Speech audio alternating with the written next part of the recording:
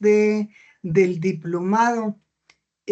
Quería felicitarlos por la participación en el foro, por las infografías que han realizado, han vinculado elementos importantes y de actualidad como son los objetivos del desarrollo sostenible. El tema de la sostenibilidad ha estado presente en las infografías. Eh, Quiero felicitarlos de verdad porque la participación ha sido muy buena. Igual he hecho las devoluciones pertinentes, espero las hayan visto. Sabemos que al igual que nosotros todos somos muy ocupados y que hay que sacarle el tiempito y esto necesita ser valorado y reconocido. Bueno, voy a empezar compartiendo pantalla para la presentación. Me dicen que si están viendo. A mí este cuadrito siempre me genera conflicto, pero bueno, eh, Y ya se está viendo, solo que aparezca un poquito más grandecito. sí, ya, déjala por acá. El tema de esta segunda unidad y de este encuentro sincrónico está referido a los ambientes de aprendizaje-enseñanza mediados digitalmente. Cuando nos referimos a ambientes de aprendizaje, estamos haciendo referencia a los entornos que posibilitan el aprendizaje. A través de la historia desde Piaget, y ahora vamos a mirar unas diapositivas donde muestra el avance histórico de lo que hemos o lo que estamos denominando en la era digital, ambientes digitales de aprendizaje. Igual toda la vida ha existido, pero mm, el lenguaje utilizado ha sido distinto. Eh,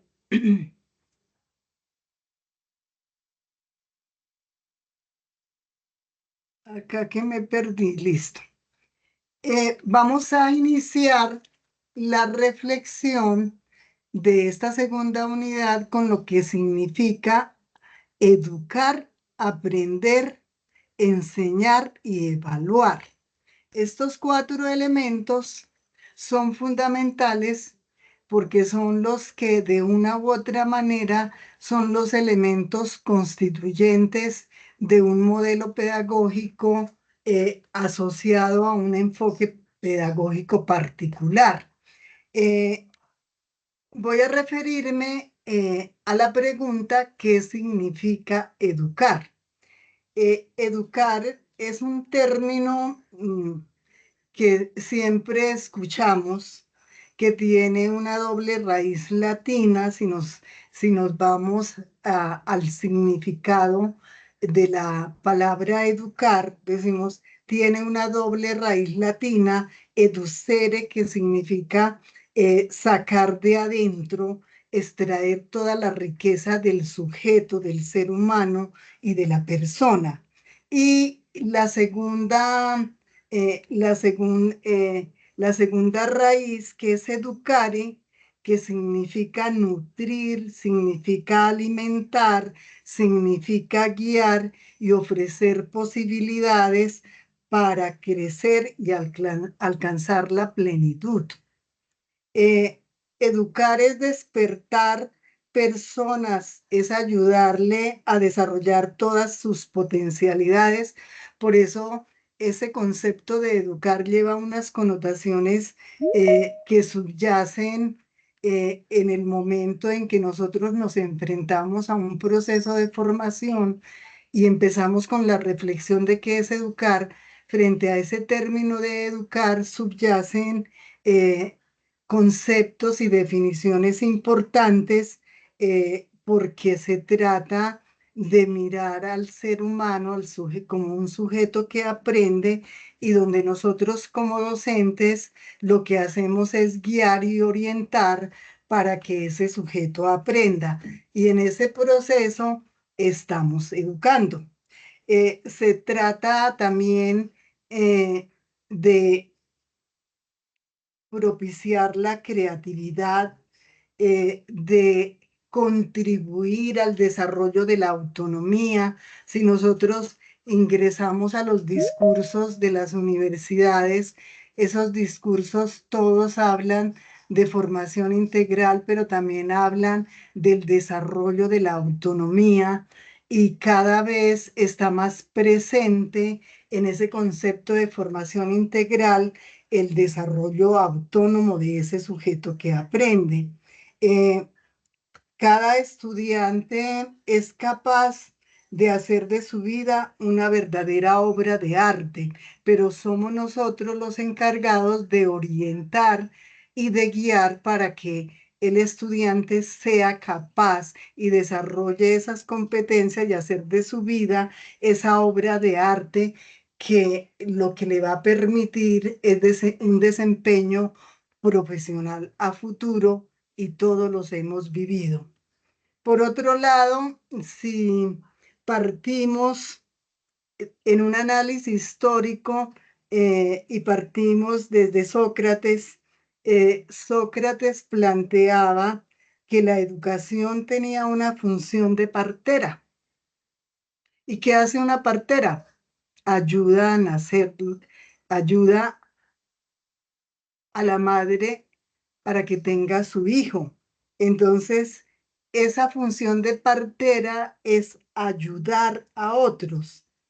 Pero él, desde el acto educativo, decía que el rol que tenía un docente, un maestro, él lo llamaba maestro, es ayudar a otros mediante preguntas pertinentes.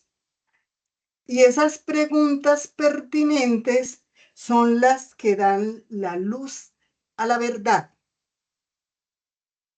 son las que hacen el bien, son las que hacen la belleza, son las que todos los sujetos que aprenden eh, desarrollan esas potencialidades que a veces están ocultas y que descubren en ese proceso de interacción entre estudiantes y entre estudiantes docentes.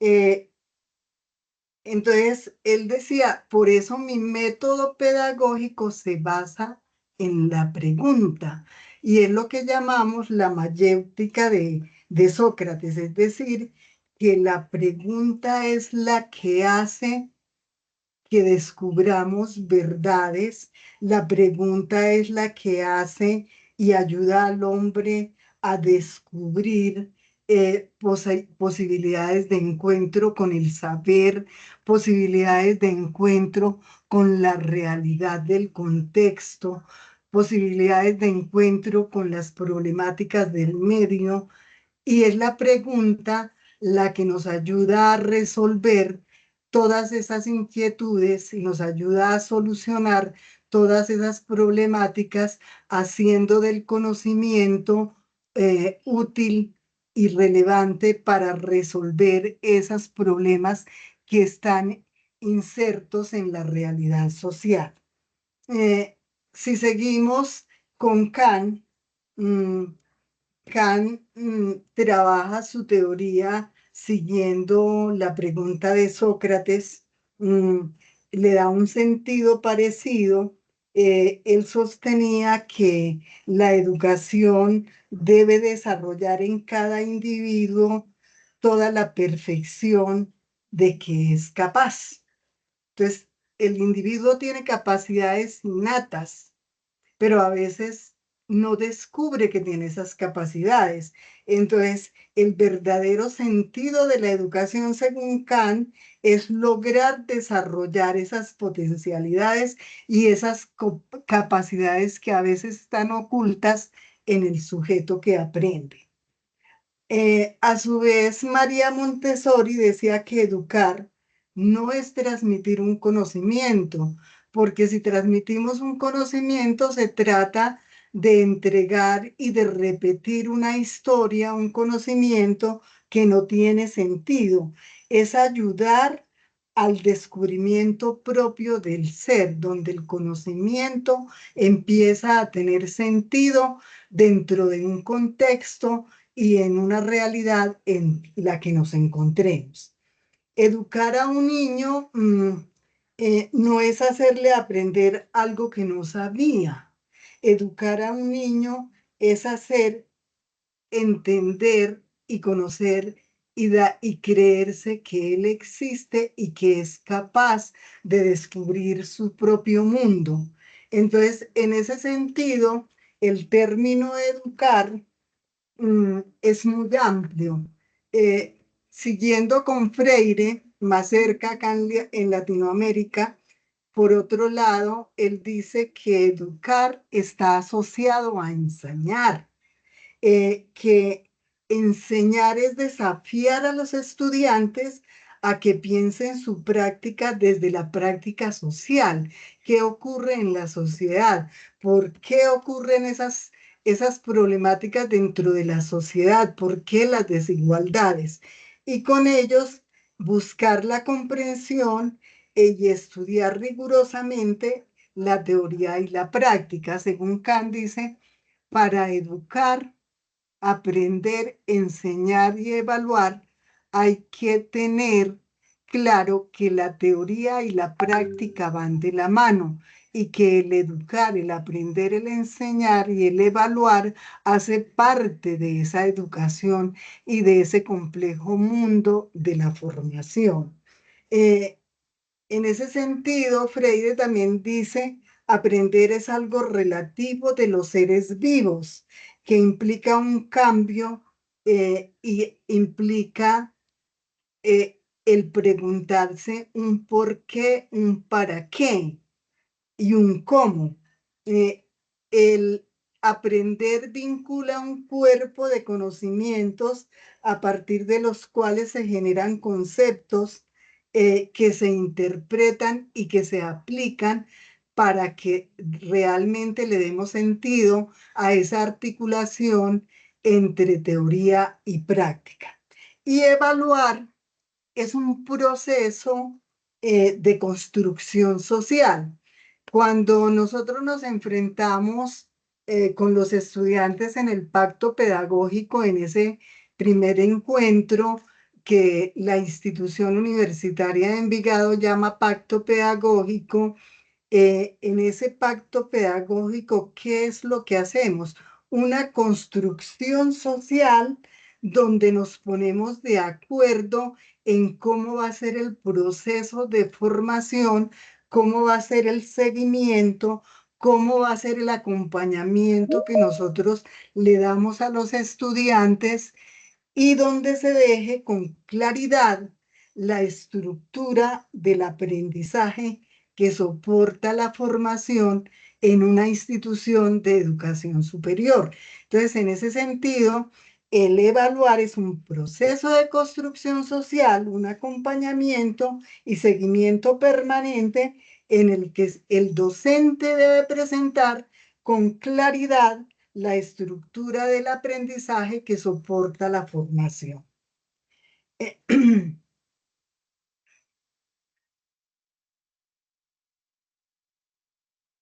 Se me pierden las flechitas acá. Bueno, ya. Eh, bueno, entonces, en esa reflexión, nosotros cuando nos enfrentamos a esas cuatro preguntas, a esa reflexión, ¿qué es educar? ¿Qué es evaluar? ¿Qué es enseñar y qué es aprender?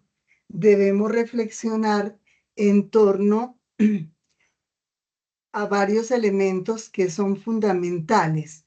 Entonces, nosotros como docentes tenemos la responsabilidad de identificar los estilos de aprendizaje de cada uno de nuestros estudiantes, porque no todos tienen el mismo estilo de aprendizaje. Tenemos que identificar, de acuerdo a ese estilo de aprendizaje, cómo diseñamos estrategias que se pueden utilizar para promover ese desarrollo del aprendizaje. También es obligada la pregunta por a qué ritmo se lleva el proceso formativo. El proceso formativo no es lo mismo para un estudiante que trabaja como para un estudiante que solamente estudia.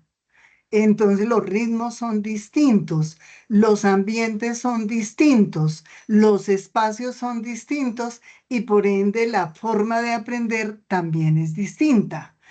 Pero también hay que preguntarnos por quién dirige ese proceso formativo y en quién se centra el proceso formativo, porque no es lo mismo cuando el proceso formativo se centra en el docente, es decir, en la enseñanza, que cuando se centra en el estudiante, es decir, en el aprendizaje. Los voy a invitar a ver un video de 3 minuticos. Es un video donde nos muestra la diferencia entre pedagogía y educar. Después de ver el video, hay una pregunta que vamos a responder en 5 minuticos.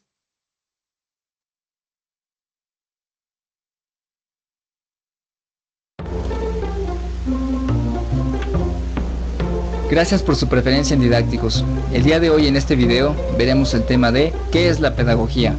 Antes de comenzar les voy a decir cuáles son sus objetivos de aprendizaje, los cuales tienen que cumplir al finalizar este video. El objetivo de aprendizaje número 1 es decir lo que no es la pedagogía, y el objetivo de aprendizaje número 2 es que ustedes sean capaces de explicar lo que es la pedagogía. Ahora sí, comencemos de lleno. Lo que no es la pedagogía. La pedagogía no es igual a ser maestro, pues la docencia es simplemente un área laboral del pedagogo. Y la pedagogía no es la educación o crianza de los niños. La infancia es una etapa en la vida del ser humano que estudia la pedagogía. En tercer lugar, la pedagogía no es algo similar a la psicología, que pueda tal vez resolver los problemas existenciales de la gente. La psicología es una ciencia auxiliar de la pedagogía. Definición de pedagogía. Se refiere a la reflexión sistemática, metódica y ordenada de la educación, o simplemente es la reflexión sistemática del hecho educativo. A la pedagogía también se le conoce como la ciencia de la educación, y su objeto de estudio es el hecho educativo, o como decía Francisco Larroyo en su libro La ciencia de la educación, el objeto de estudio de la pedagogía es la esencia y el devenir del hombre. Es algo un poco más profundo. Y bien, ¿qué es la educación? Es el proceso mediante el cual las nuevas generaciones se apropian de los bienes culturales de la sociedad en la que se desenvuelven. ¿A qué me refiero cuando les digo bienes culturales? Pues bien, pueden ser conocimientos científicos sobre algunas ciencias como las matemáticas, física, química, etc. También puede ser el lenguaje, códigos éticos o la moral, el arte, las leyes, tradiciones o costumbres, la religión, en fin, todo aquello que la sociedad considere valioso. ¿Qué pasaría si la educación no existiera? ¿En qué radica su importancia? En primer lugar, el hombre no podría pasar de su estado animal al de hombre racional, y en segundo lugar, la sociedad estaría en peligro de extinción, pues los adultos no tendrían quien los sustituyera en sus trabajos, ya no habría progreso. Pues bien, la pedagogía analiza el hecho educativo planteando preguntas como ¿qué es la educación? ¿Cuáles son los actores del hecho educativo? ¿Cuáles son las leyes que regulan la educación? Los fines de la educación, el tipo de hombre que se quiere formar y cuáles son los medios para poder alcanzar los fines educativos o los aprendizajes. La pedagogía y la educación en ideas. Pedagogía es teoría, educación práctica. Pedagogía es reflexión, educación acción. Pedagogía es idealidad, educación realidad. Pedagogía es pensamiento, educación experiencia. Educación y pedagogía van de la mano. Por ejemplo, en la antigüedad el hombre espartano tenía que ser fuerte y valiente. La pedagogía podría analizar este hecho y dar los ingredientes para que esta formación se lograra, o podría proponer un nuevo tipo de hombre, como el ateniense, un poco más democrático. En fin, que pedagogía y educación son las dos caras de una misma moneda. en donde podemos ver constantemente un ciclo que se repite, donde vemos el hecho educativo, donde vemos la reflexión, la práctica y se vuelve a repetir este proceso. Les agradezco.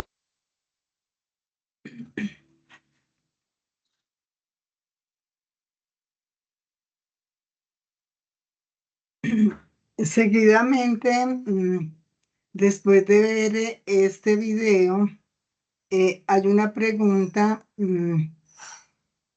que ustedes van a responder.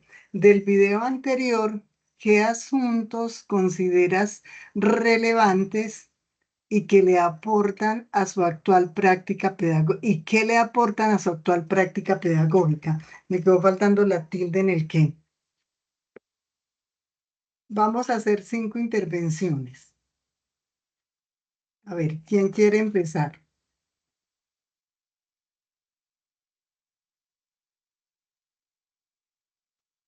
El tener la claridad entre pedagogía y educar nos aporta algo a nuestra práctica pedagógica.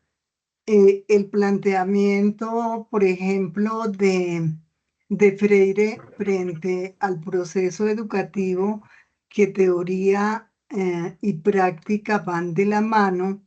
En el video también nos están diciendo, la teoría y la práctica son fundamentales en un proceso de formación, ¿verdad? Entonces, podemos de ese video extraer algún contenido que sea necesario, que sea útil, que sea relevante para la práctica pedagógica como docentes universitarios, para nuestras prácticas evaluativas, para nuestras prácticas investigativas. ¿Qué consideran ustedes? Buenas noches, profe. No sé si me escuchan, porque Sí, estoy sí. desde el celular. Bueno, perfecto. Bueno, no, atendiendo como a la pregunta que ustedes, bueno, que plantean, como bien dijeron, la práctica y la teoría van de la mano, la pedagogía y la educación también, pero entonces entendiendo la pedagogía desde el lado teórico y la educación desde el lado práctico. Y pues desde mi rol como docente actualmente, lo que yo trato de, pues como de mezclar en estos dos conceptos es justamente desde la teoría conceptualizar los temas. Pues hay unas definiciones claves que es importante que los estudiantes conozcan y desde ahí creo que está el papel de la pedagogía. Pero al momento de verificar cuál es la práctica que conlleva en ejercicios de clase o en ejercicios de casos de estudio del sector real, pues creo que entra la educación ahí como a complementar, pues como esa llave que hacen tanto la educación como la pedagogía. No sé si soy claro, pero al final pues a lo que yo voy es que no nos quedamos únicamente en la conceptualización de la teoría, sino que esto buscamos que sea aplicable a casos del mundo real. En mi caso, pues desde mercadeo, hacer trabajos, por ejemplo, con empresas o con casos actuales que permitan a los estudiantes entender esa teoría, cómo se lleva a la realidad. Yo quisiera hacer una intervención con el permiso de ustedes. Estaba levantando la mano, pero entonces aprovecho y lo hago. Bueno, pues algo del video que me llama mucho la atención es eh, el análisis que se realiza respecto de la pedagogía y la educación. Hace poco tuve la oportunidad de terminar mi pregrado y precisamente lo hice en la Universidad de Envigado. Sin que mi comentario signifique una crítica o una valoración respecto del tema pedagógico o educativo que tenemos en la universidad, sí quisiera orientarme en algo y es que, bueno, efectivamente vemos que la pedagogía está basada en varios factores, perdón, en varios principios y que a su vez hay diferentes tipos de pedagogía también. El tema de la teoría, de la reflexión, de la idealidad y el pensamiento son factores necesarios y primordiales a mi criterio, toda vez que hoy la necesidad no es simplemente informar o indicar una cantidad de información que el docente tenga y que le quiere impartir a sus alumnos, sino que hoy la necesidad va desde un tema más humano, más dialógico, y es lograr que a través de ese relacionamiento entre docente y estudiante se logre entender cuál es la razón o cuál es la necesidad que tiene ese estudiante para poder aprender o para poder comprender los temas que nosotros le estamos dando a conocer en este caso. Hay una situación muy importante y es que, pues finalmente comprendería yo que la pedagogía se centra en transmitir el conocimiento, pero de la forma en que el alumno pueda entenderlo. Y respecto a la práctica pedagógica actual, yo considero que es necesario establecer unos mecanismos pedagógicos que puedan dar la oportunidad al docente, a los estudiantes, de transitar en el espacio del aula de clases de una forma tranquila, de una forma, convirtiendo el aula en un ambiente de aprendizaje en el que efectivamente el docente no pierda su tiempo dando a conocer su conocimiento y exponiendo su tema, sino que por el contrario, esta aula se convierta en un espacio de pensamiento, de diálogo, de discusión, en la cual todos los actores puedan colocar en práctica el conocimiento adquirido, en este caso respecto de lo enseñado por el docente. Muchas gracias. ¿Alguien más está interesado en participar?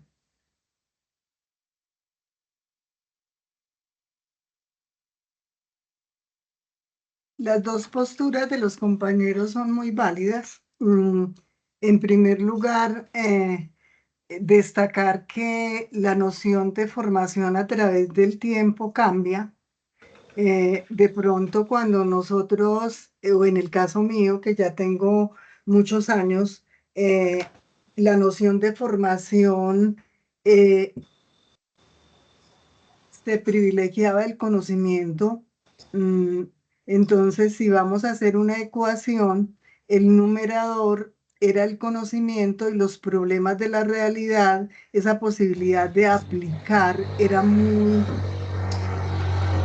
rara y muy extraña, no se daba. Entonces, lo importante era el conocimiento, ese cuerpo de conocimientos que es legítimo y que las instituciones consideran legítimas, eh, y los problemas aparecían de muy vez en cuando, eso no era importante. Cuando hablamos de lo dialógico, esa ecuación se invierte, la noción se invierte, esa noción de formación. Entonces, en este momento es más importante los problemas de la realidad. Dije mal, no es que sea más importante, cobra mayor importancia los problemas de la realidad y van de denominador. Y de numerador, perdón. Y el denominador son los conocimientos. Entonces, los conocimientos los utilizamos cuando analizamos un problema. Entonces, esa relación se invierte. Entonces, esa noción de formación ha ido cambiando y ustedes dos lo han planteado. Han planteado la importancia y la necesidad de que el conocimiento sea aplicable a las problemáticas que nos encontramos en la realidad social. La importancia de lo dialógico, cómo volver el aula de clase un espacio de diálogo y de concertación. Entonces, eso es muy importante. Y el video nos deja entre líneas como esa reflexión, decir, bueno, ustedes tienen que entender que la pedagogía es un proceso reflexivo, es un proceso sistemático, es un proceso ordenado que se preocupa por lo que se tiene que enseñar y por lo que el estudiante tiene que aprender. A diferencia de la didáctica, que tiene que preocuparse de las herramientas que posibilitan esa enseñanza y ese aprendizaje. Y a veces en la práctica pedagógica nuestra confundimos esos términos de didáctica y pedagogía y ahí es donde empezamos a hacer las cosas regular. Entonces, importante, así como en nuestra área de formación, perdón que tengo la garganta un poco afectada, en nuestra área de formación son importantes nuestros conocimientos en pedagogía, didáctica, evaluación, currículo. Es fundamental tener claro esos conceptos.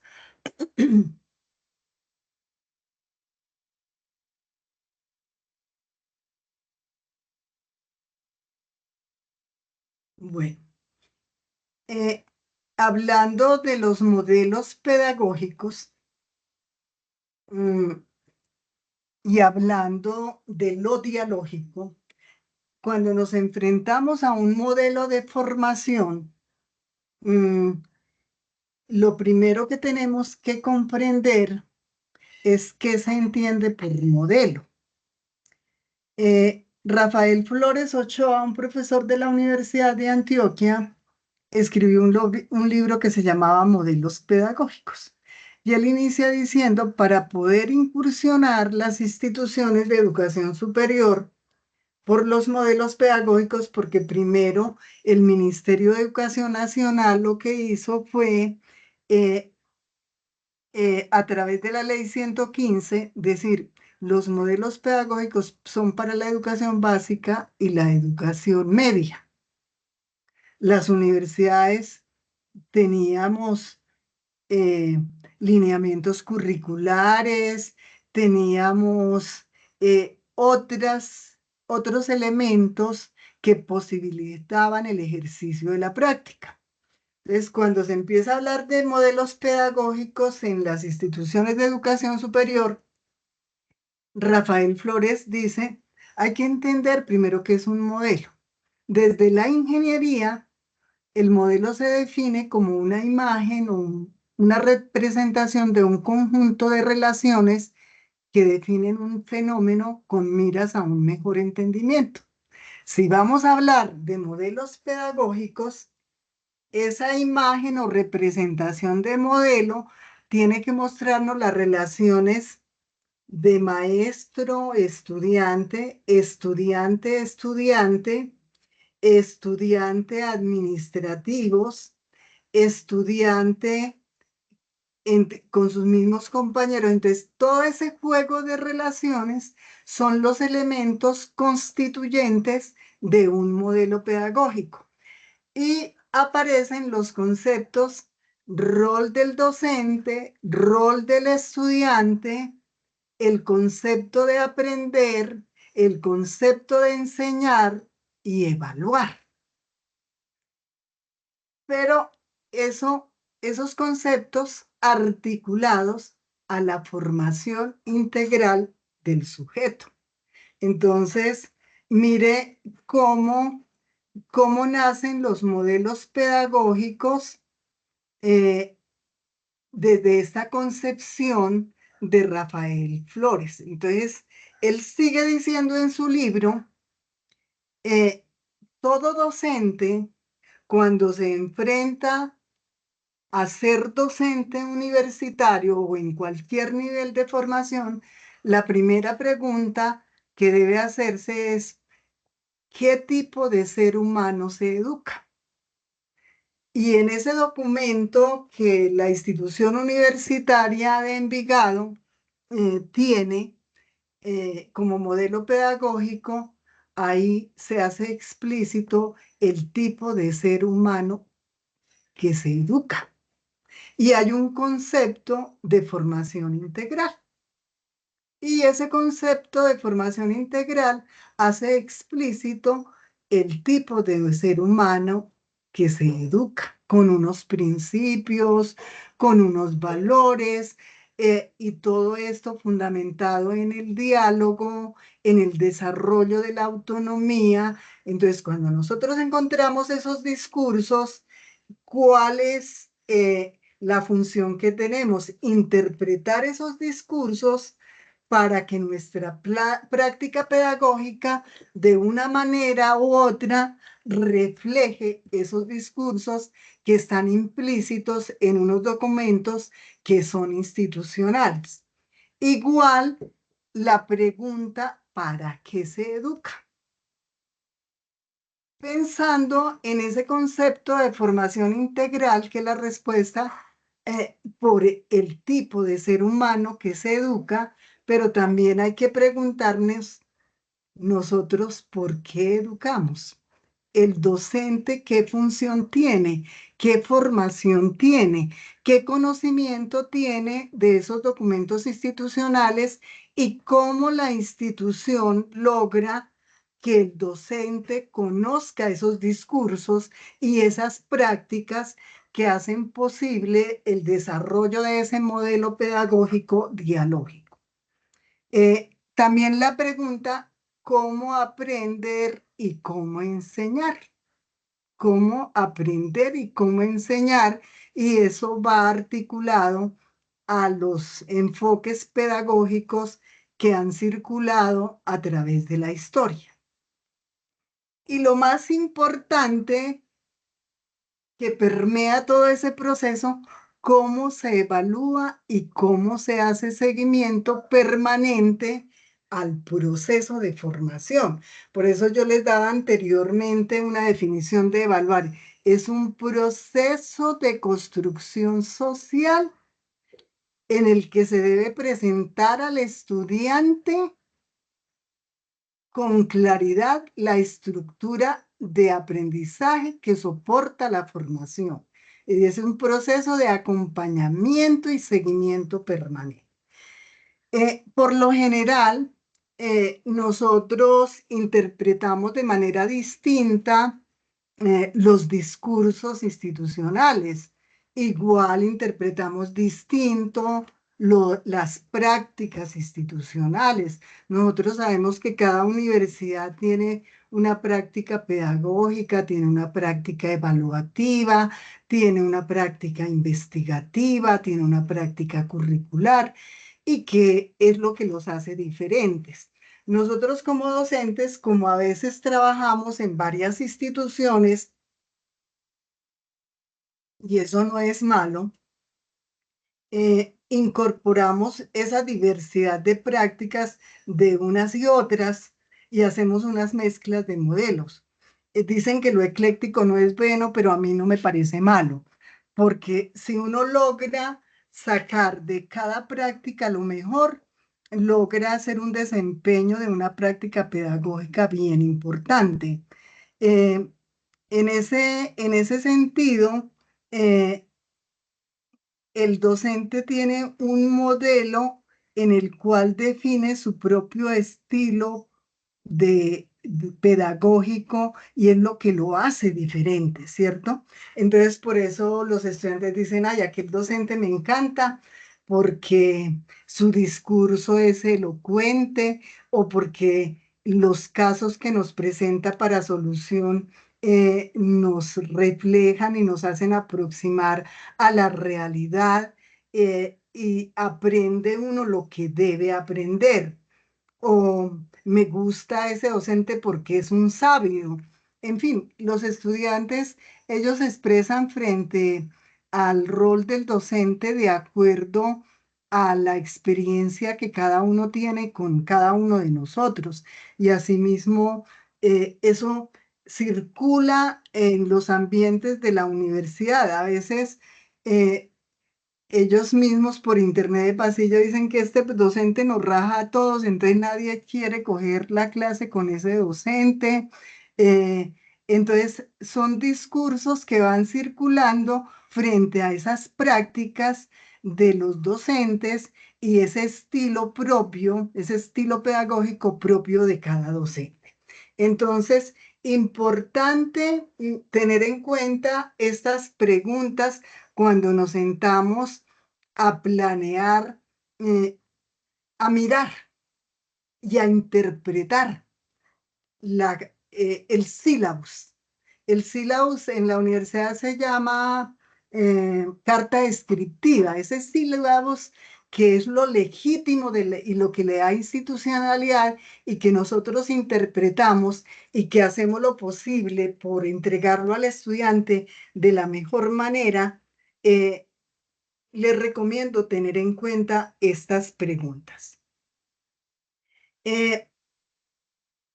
Cuando nos enfrentamos a ambientes de aprendizaje, voy a hacer un recorrido a través de la historia y voy a empezar.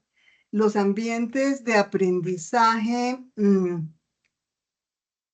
están asociados históricamente a las teorías de la psicología. Entonces, por eso me voy a permitir hacer un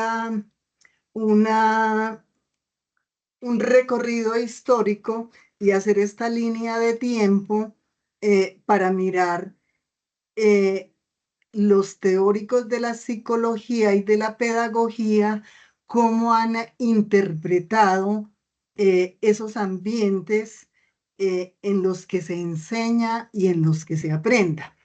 Piaget decía que el ambiente físico y sensorial era importante para la enseñanza y para el aprendizaje, porque esos ambientes físicos sensoriales son los que caracterizan el lugar donde el estudiante aprende. Es el lugar donde se da ese hecho educativo. Entonces es importante el aula de clase, es importante la luz que tiene esa aula de clase, es importante la disposición de las sillas, es importante la interacción que se da con el mismo docente, porque aquí se genera un diálogo entre pares,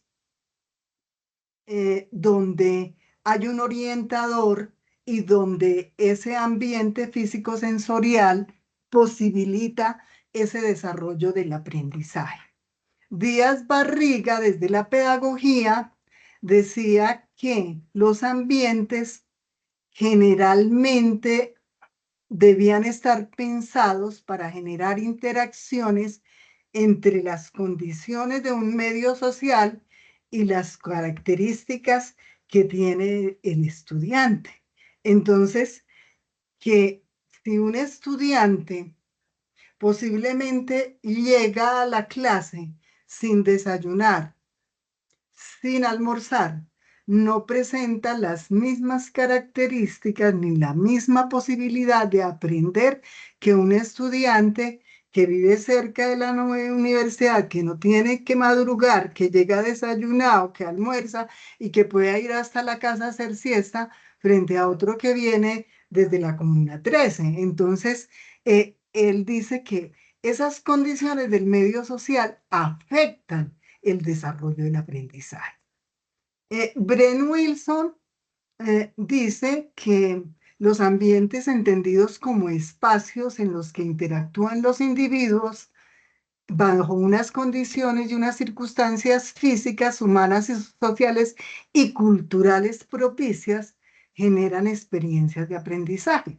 Y ya nos estamos aproximando al momento actual. Mire que los modelos pedagógicos ya no hablan de transmisión de conocimiento. Los modelos pedagógicos, por ejemplo, el de nosotros, habla de una triada, que es el enseñar, el aprender y la tarea. Creo que son las tres cosas que se destacan en el modelo. Entonces, ya nos vamos haciendo aproximaciones a través de la historia. Según la revista Redalsi, dice que un ambiente de aprendizaje es el contexto natural al interior del cual se construyen las relaciones humanas. Ya nos aproximamos a la definición del modelo de Flores. Y que esas relaciones humanas, por supuesto, hacen parte del hecho educativo. Siguiendo con la línea de tiempo, encontramos a Vygotsky en el enfoque crítico social, que es un enfoque actual, no es un enfoque tradicional, Vygotsky dice, el ambiente de aprendizaje es un ambiente propicio para el trabajo en equipo, para el desarrollo colectivo.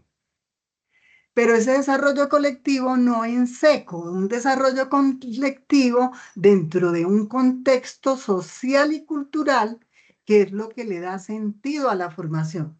Y los dos compañeros que hacían la intervención hace un momento se referían a ese contexto social y a la cultura que nos rodea. Finalizamos porque obviamente el diplomado es docente digital. Hay ambientes digitales que son las aulas virtuales y que reemplazan a esos espacios físicos y es entendida como un espacio digital en el cual se realiza una formación y se materializa un ambiente virtual de aprendizaje. Detrás de todo ese contenido hay un trabajo previo de organización, de disposición, de preparación, de diseño de estrategias, de diseño de actividades que son las que hacen posible que haya un curso dispuesto en una plataforma y en un entorno digital. Entonces,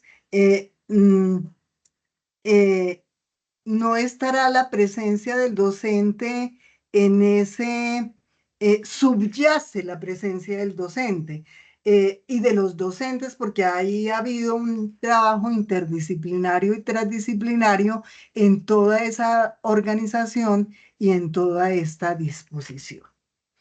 Bueno, los enfoques pedagógicos a través de la historia.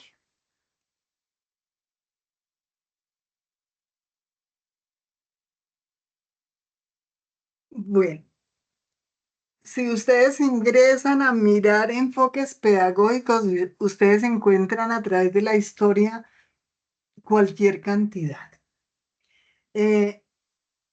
Nosotros logramos hacer una abstracción mirando las similitudes de cada uno de los modelos y seleccionamos 4 enfoques.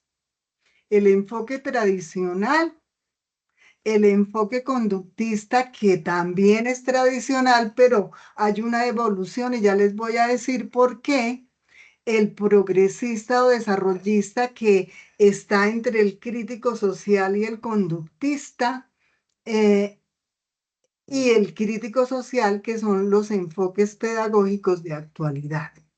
Las categorías de análisis que vamos a tener en cuenta para entender estos enfoques pedagógicos a través de la historia son el concepto de currículo, el concepto de aprendizaje, el concepto de maestro, el concepto de evaluación. El de didáctica lo quité porque nos confunde a ratos.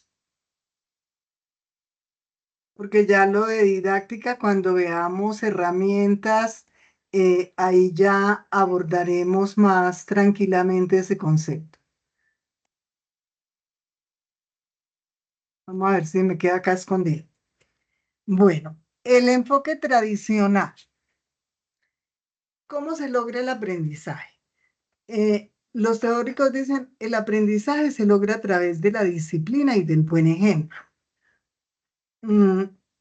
La mente es un músculo que se ejercita a través de la memoria y la memoria es muy importante porque ese sujeto que aprende tiene que memorizar esos conocimientos que son válidos, que son seleccionados por el docente y que considera fundamentales y básicos para el desarrollo de una asignatura en particular.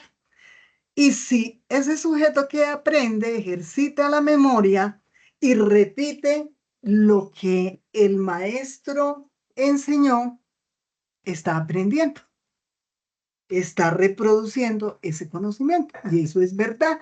Y así fue mi proceso de aprendizaje. La memoria era lo más importante. El maestro es el dueño de la verdad, es el sabio, es la autoridad suprema y su relación entre docente-estudiante es autoritaria, es vertical. A ustedes no les tocó porque ustedes son muy jóvenes, pero yo estudié con monjas. Entonces, en los salones siempre había una tarima y un atril, y allá era donde el profesor se subía, y eso significaba que el docente era ese dueño del saber, ese era el sabio, ese conocedor del conocimiento, y es verdad, el que ejercitaba y el que aplicaba y el que practicaba y el que entregaba ese conocimiento al estudiante.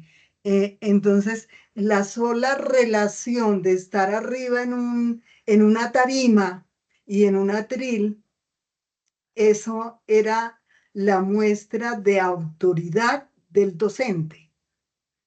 Y el respeto, obviamente las relaciones en cualquiera de los modelos tienen que ser basadas en el respeto, en la escucha generosa, en la amabilidad. Freire decía, ojalá en la amorosidad, que a veces los estudiantes confunden esa amorosidad con bobada, pero si uno sabe entregar esa amorosidad, creo que puede funcionar. El currículo centrado en contenidos inamovibles, eh, lo que entregaba la institución se enseñaba y eso era y estaba articulado a las disciplinas y a las facultades humanas. Ese currículo el profesor no lo podía mover, no lo podía cambiar. La evaluación basada en pruebas estandarizadas, en evaluación por resultados, el concepto de evaluar era igual a calificar, no había retroalimentación, simplemente era verificación si correspondía a los discursos que el docente entregaba. Eso en los enfoques pedagógicos tradicionales. El conductista. Aquí dimos un saltico. El conductismo está asociado a las teorías conductistas de la psicología, que son teorías basadas en objetivos. Y entonces el aprender aquí tiene un sentido, porque el aprender es la asociación de estímulos. Hay una triple relación, hay un estímulo, una respuesta a ese estímulo, y después de estar la respuesta al estímulo, el docente tiene la obligación de hacer refuerzos, porque si el estímulo no fue necesario para el aprendizaje que el docente proyectó a través de su objetivo, es necesario hacer refuerzo y seguimiento a ese proceso. En ese sentido, como es el conductismo y es un aprendizaje por objetivos, es una enseñanza por objetivos, el maestro se vuelve un diseñador de la instrucción, y eso significa que es un diseñador de objetivos orientados a cambios de conducta. El rol del docente, su autoridad sigue siendo vertical, se vuelve en un programador de objetivos, pero también con la responsabilidad de verificar cómo esos objetivos intervinieron en el aprendizaje y cómo ese aprendizaje logró un cambio de conducta en el individuo. Entonces, por eso nosotros ingresamos a la universidad siendo unos aprendices y terminamos siendo unos profesionales. El currículo, por supuesto, está centrado en objetivos de enseñanza, en objetivos de aprendizaje y objetivos de evaluación. Aquí ya se vuelve más complejo el asunto, porque es para diseñar un objetivo de aprendizaje, necesito tener claro el objeto de conocimiento. Y ese objeto de conocimiento es claro si tengo claro el objetivo de la enseñanza. Entonces, la evaluación es por objetivos.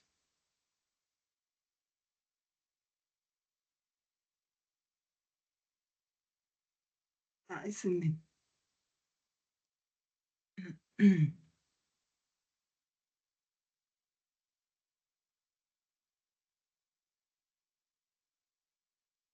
Se me pierden las flechitas, no veo. Y me pasé a una diapositiva. Ya. Bueno, el aprendizaje progresista. El enfoque pedagógico progresista o desarrollista es un enfoque pedagógico que está entre el conductismo y entre lo crítico social.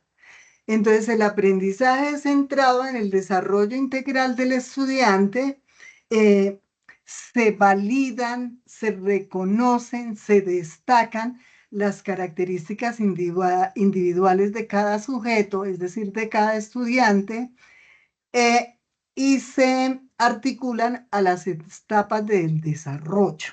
Entonces, cuando aparece el concepto de competencia, entonces este enfoque es muy propicio para hacer seguimiento a ese desarrollo de competencias, porque están presentes las etapas de desarrollo del sujeto. Entonces, el maestro se convierte en un facilitador de procesos, en un estimulador del desarrollo, en un orientador de las experiencias significativas, y es acá cuando Ausubel con sus teorías empieza a trabajar el aprendizaje significativo. Un aprendizaje para que quede en el individuo tiene que tener sentido, tiene que representar algo, tiene que significar algo para ese sujeto que aprende. El currículo entonces está centrado en los procesos del estudiante y en las teorías pedagógicas y psicológicas del desarrollo, en los procesos cognitivos, subjetivos e investigativos. Acá la evaluación es teniendo en cuenta esos procesos de desarrollo, la enseñanza cómo se vuelve de tipo activa, porque ya empiezan las relaciones con el contexto social, empieza a manejarse la evaluación a través de gamificación, a través de estímulos, entonces ya estamos avanzando hacia la nueva era. Y el crítico social, el enfoque al cual se adscribe el modelo pedagógico de la institución universitaria de Envigado, el aprendizaje antecede al desarrollo, pero hay una construcción social.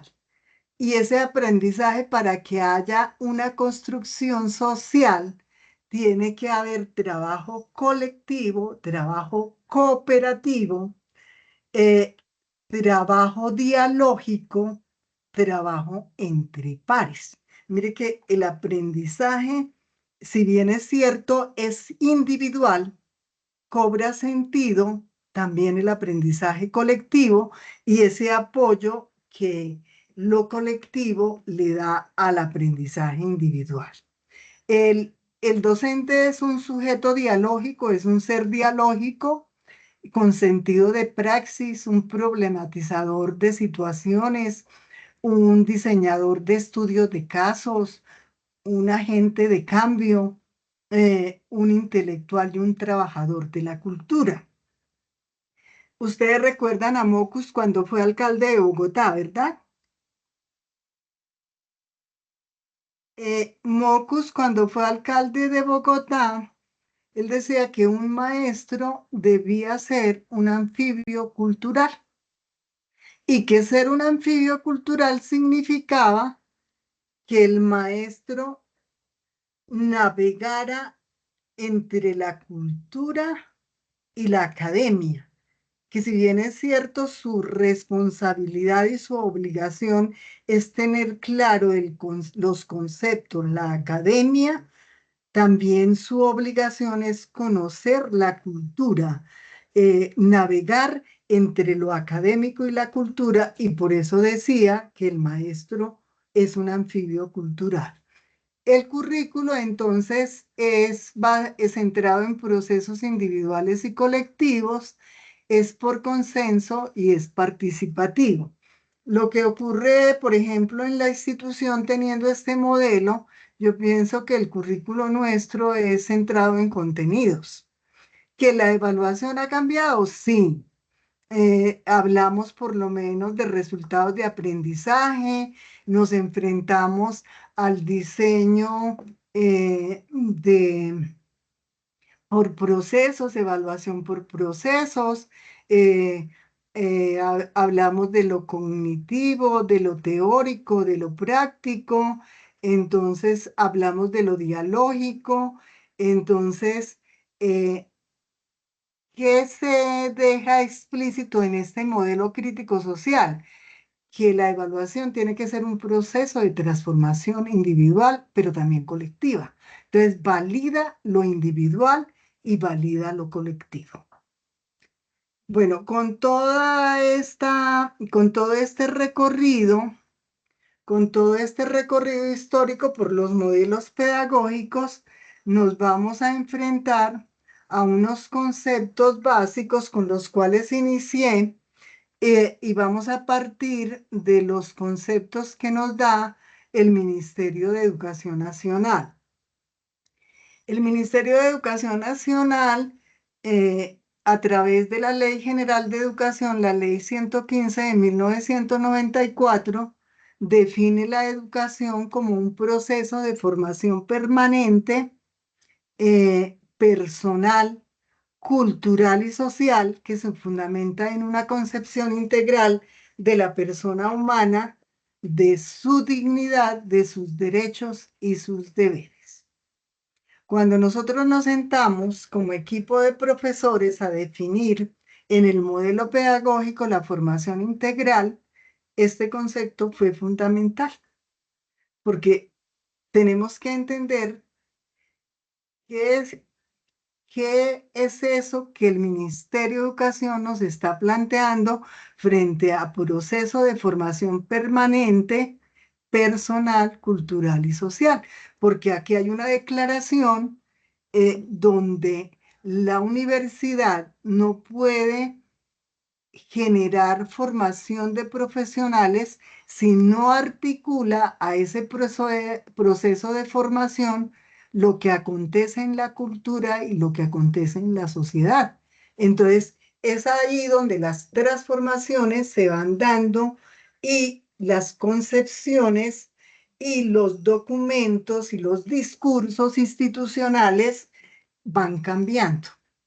En ese sentido, en todo lo que hemos trabajado en lineamientos curriculares con Vicerrectoría Académica, llegamos a la conclusión que eso que plantea la Ley General de Educación no es otra cosa que una praxis y una reflexión, acción del hombre sobre el mundo para transformarlo. Y a esa praxis y esa reflexión, acción del hombre para transformarlo es a la que nos vemos enfrentados como docentes. Y dejamos explícito en esos lineamientos curriculares que la educación tiene en el hombre y el mundo los elementos básicos del sustento de esa concepción. Entonces, hago esa presentación de conceptos porque son los conceptos que hacen parte de los discursos institucionales. Seguido a ese concepto de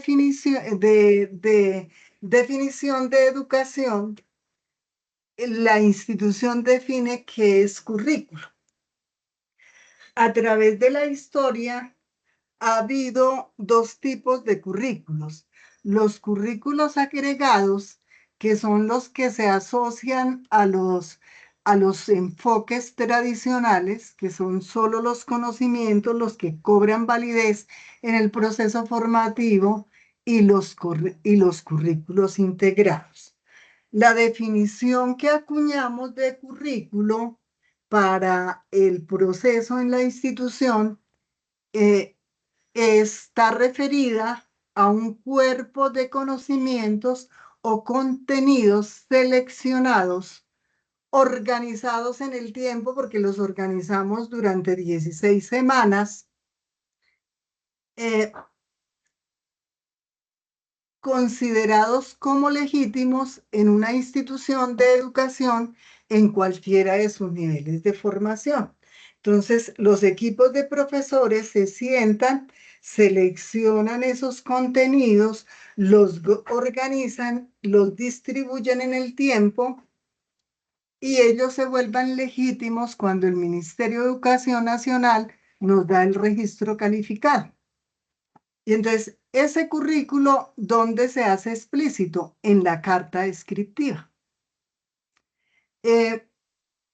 Igual, en esos lineamientos curriculares y en el modelo pedagógico definimos la pedagogía como un proceso de interacción social que promueve la reflexión permanente, la interpretación, la comprensión y la organización del conocimiento, lo cual posibilita el diseño de acciones que permitan estructurar cada una de las prácticas educativas en torno del desarrollo del aprendizaje.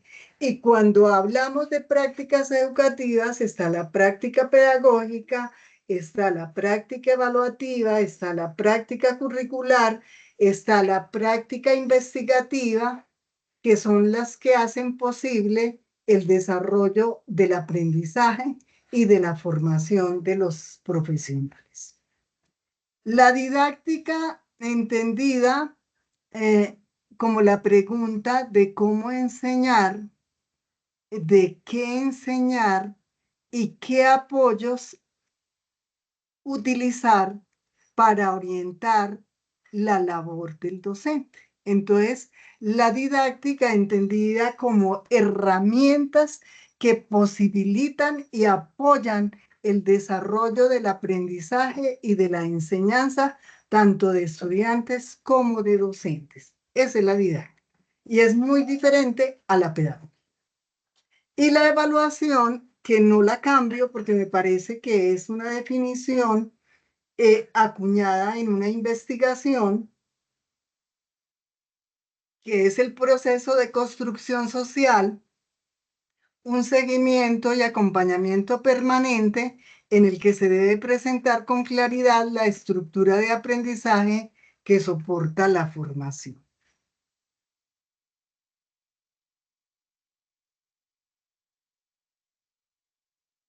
En este sentido, las preguntas de cómo enseñar y cómo educar tienen sentido para la didáctica.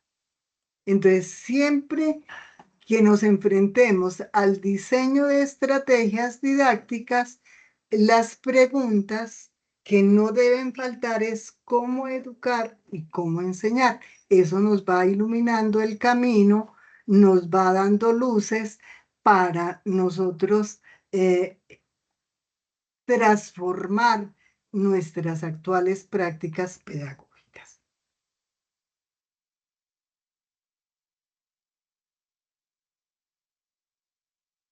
Finalmente, dejarles, como esto es tan teórico,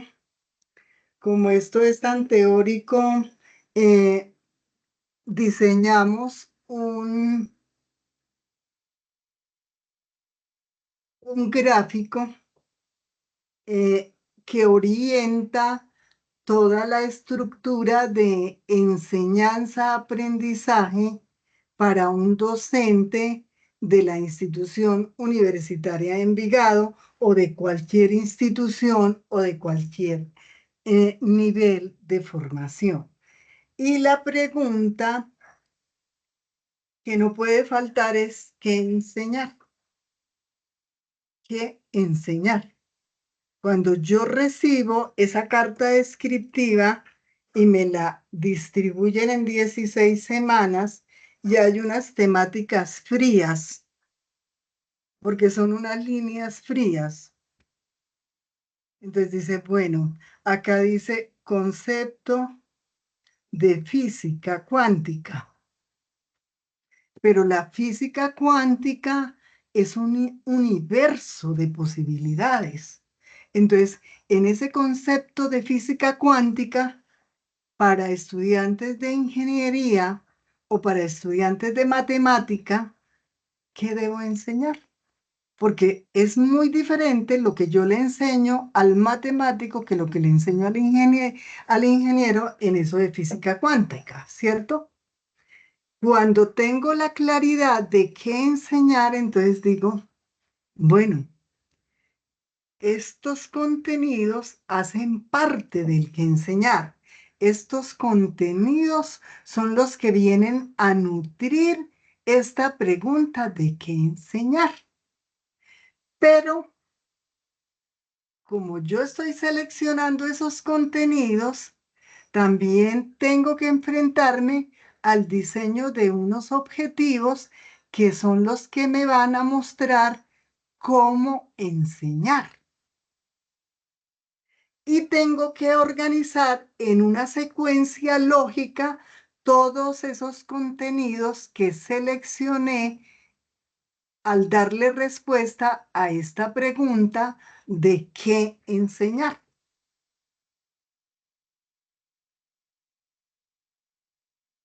Y cuando ya tengo claro el qué enseñar, cuándo lo voy a enseñar y cómo lo distribuyo en esas 16 semanas que hacen parte integral de un semestre académico. Y cuando ya tengo esas 16 semanas, entonces tengo que preparar actividades de aprendizaje, enseñanza, para que estos contenidos tengan un sentido y representen algo para el estudiante. Y ahí me apoyo de la metodología de cómo entregar esas actividades de aprendizaje-enseñanza para que el estudiante a través de esas actividades aprenda y le dé sentido a la formación. Y finalmente, ay Dios, el seguimiento y el acompañamiento permanente a todo esto, a todo esto. El qué, el cómo y cuándo evaluar. Y entonces en este momento, esa evaluación a nosotros en resultados de aprendizaje, cuando nos entregan el discurso de resultados de aprendizaje, nos dicen, ustedes tienen que hacer heteroevaluación, tienen que hacer coevaluación y tienen que hacer autoevaluación. Entendiendo que la heteroevaluación es la evaluación que hacemos los docentes para verificar y hacer seguimiento de todo este proceso, de todo este proceso. La autoevaluación es la que el estudiante hace de su propio proceso.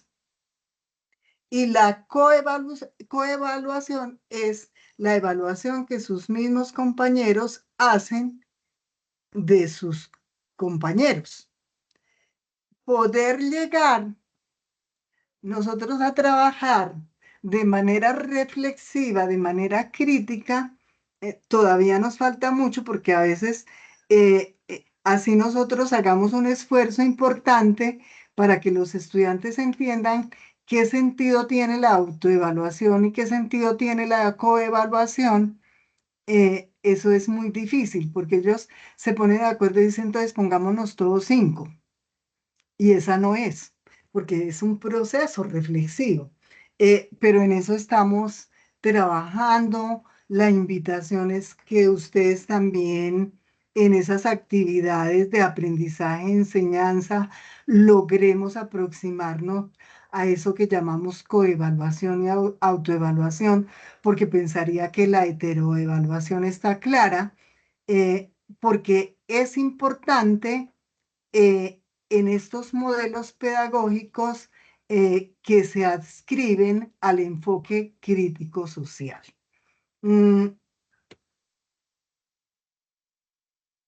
Quisiera escuchar de parte de ustedes cómo les pareció la sesión, qué preguntas, qué inquietudes tienen, porque como es tan teórico, me parece que es bueno que ustedes expresen sus sentimientos frente a tanto discurso teórico en esta unidad. Les cedo micrófono.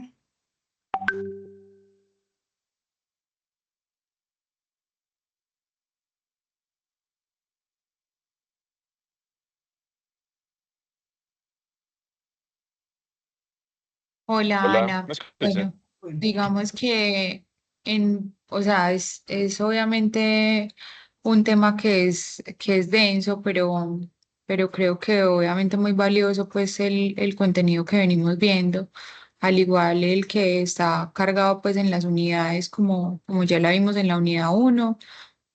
Digamos que esto nos deja también una reflexión a nosotros de cómo podemos hacer unas interacciones de forma diferente, porque creo que ahí es donde está el, el conjunto del modelo como tal. Es como logro conectar con ese otro ser humano que necesita obviamente tener ese conocimiento y cómo estoy haciendo yo como ese despliegue mental para ajustarme a las diferentes formas, pensamientos, incluso al momento de cada una de las personas, porque creo que ese es como el reto también de la docencia, saber cómo voy a transmitir el conocimiento. Em, es como mi comentario al respecto, pero muchísimas gracias por la información entregada. gracias. Freire decía que una de las características que debe tener todo docente es la humildad. Y con el tono de la voz que lo expusiste, me acordé de ese planteamiento de Freire.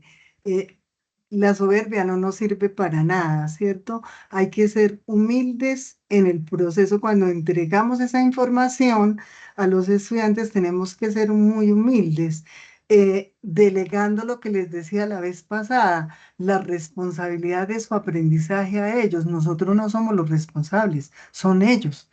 A nosotros ya nos la delegaron o lo hicimos a la fuerza o como haya sido, pero nosotros ya cumplimos y nos formamos. En este momento ellos tienen esa responsabilidad de formarse como profesionales.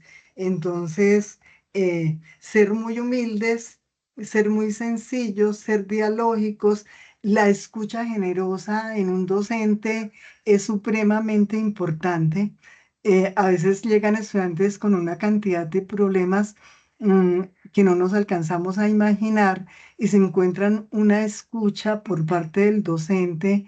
Eso es valioso para un estudiante y ustedes lo han escuchado.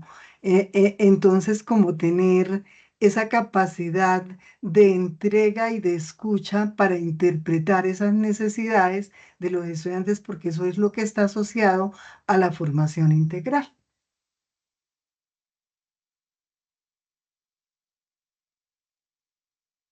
Aló, buenas Participas, noches. sí, señor, adelante. Muchas gracias.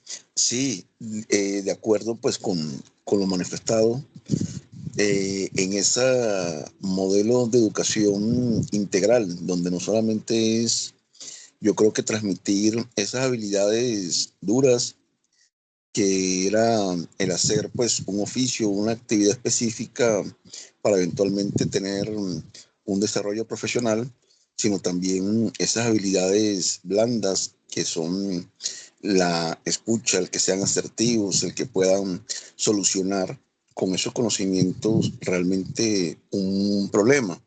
Pero no solamente pues desde el punto de vista eh, de la solución del conflicto académico, sino también integral. Entonces yo creo que el modelo lo que tiende a hacer eso, ¿no? A que uno vea al otro ser humano que le está uno dando unas herramientas, pero esas herramientas integrales. Entonces, me parece interesante ese concepto también de integralidad. Sí, toda herramienta que entreguemos debe tener una intencionalidad pedagógica, porque cuando subyace esa intencionalidad pedagógica, casi que podríamos estar seguros que ocurre el acto pedagógico y el acto de aprendizaje. Entonces, si logramos hacer actividades gamificadas, si logramos que los estudiantes se aproximen a determinadas herramientas, posiblemente contribuyamos a lograr un desarrollo de aprendizaje más rápido, menos denso, eh, y de facilitar interacciones entre los mismos compañeros, porque entre ellos mismos se escuchan y se entienden. Entonces, eso de lo colectivo también es fundamental tenerlo en cuenta.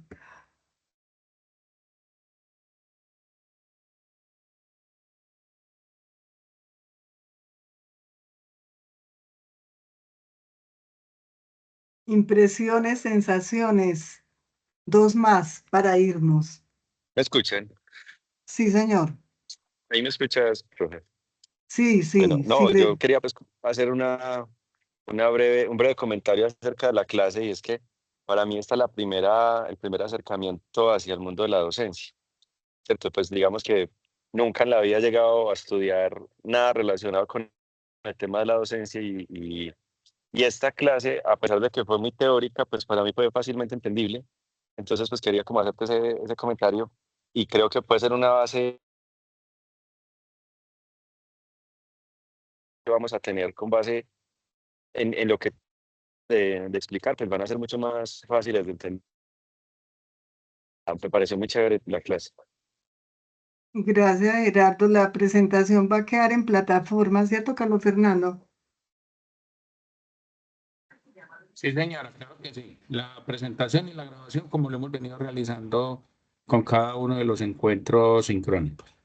Sí, como medio de apoyo, entonces queda la presentación y la grabación.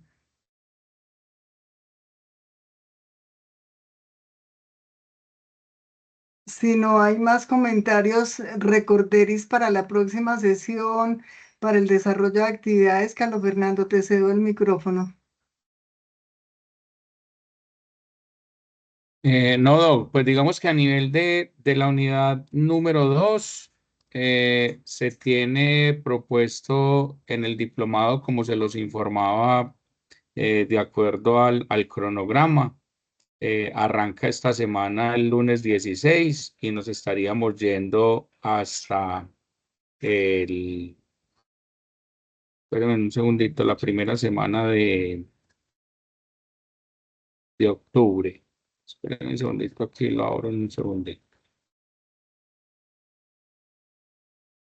Nos estaríamos yendo con esta unidad número 2 hasta el 6 de octubre, justo ese fin de semana domingo, pues el domingo que es donde estamos haciendo cierre.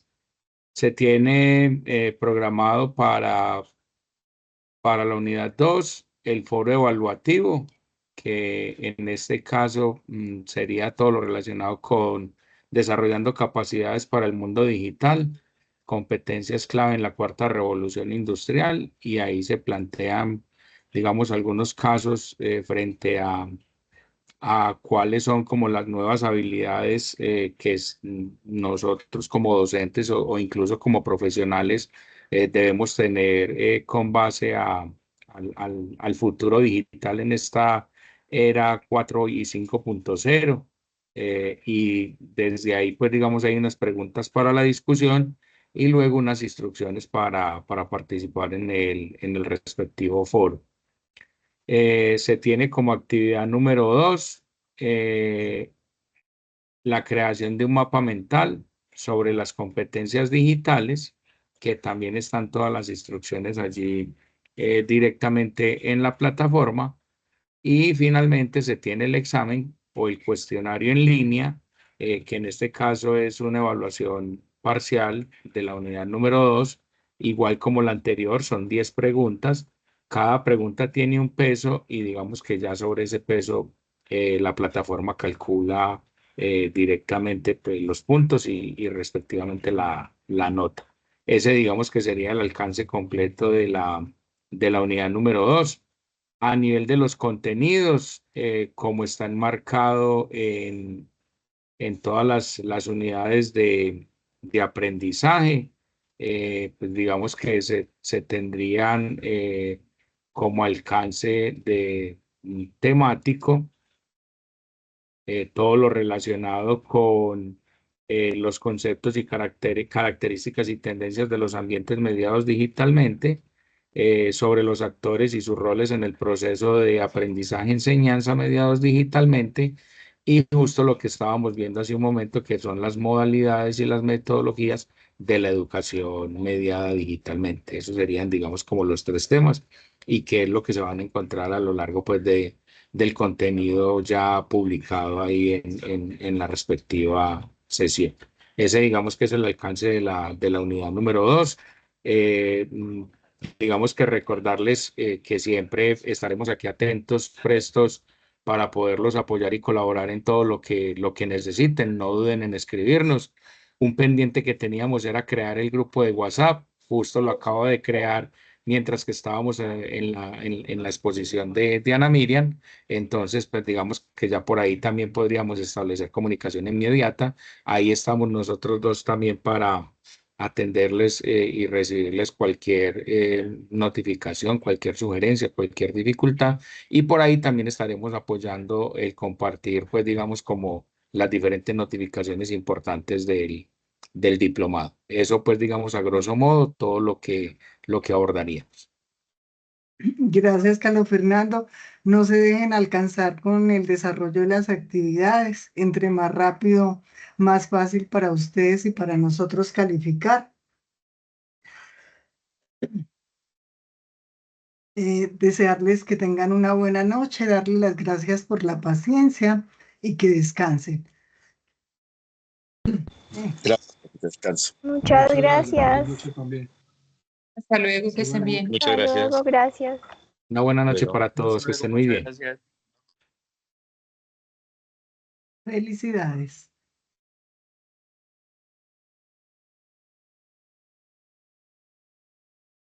Muchas gracias, profe. Hasta luego. Que estén muy bien, gracias.